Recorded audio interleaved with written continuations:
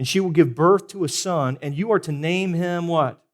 Jesus, because he will save his people from their sins. We've talked about this before. The name Jesus in Greek is Jesus, and Jesus in Hebrew is Yeshua, and Yeshua we translate as Joshua, and from the Greek to English we translate as Jesus.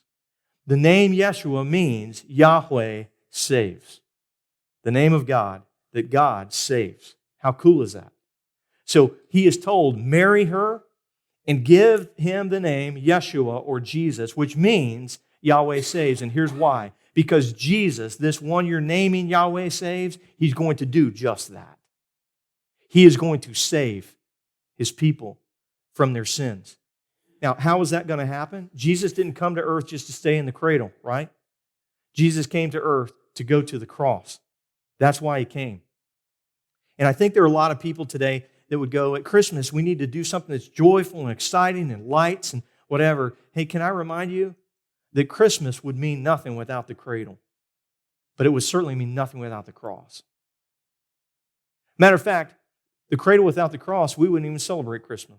He would just be another kid out of millions of kids that have been born on the earth. We wouldn't know much about him. Matter of fact, here's what I'd say. Here's the deal. If Jesus had not come to die for you and me, he might have been a great servant. He would have been a terrible Savior.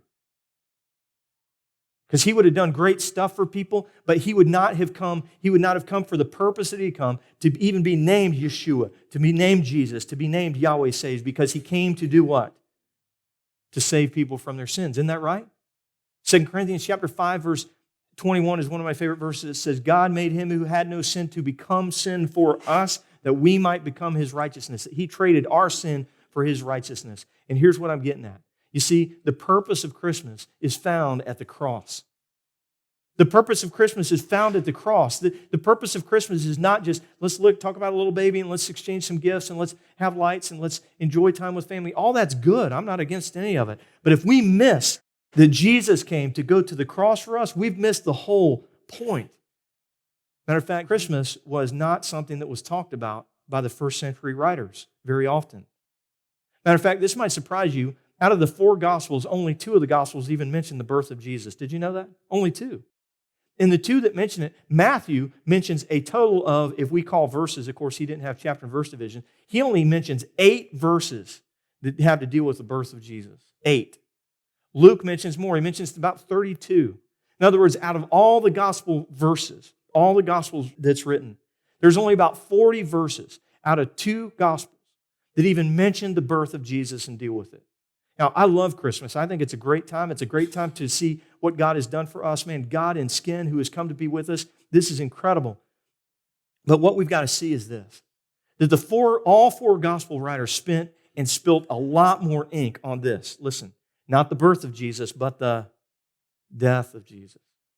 You know, the whole back end of the Gospel of John we've studied, the whole back end from chapter 13 on deals with the death of Jesus from the point of him saying, hey, I'm going to be betrayed tonight, to his death, burial, and resurrection.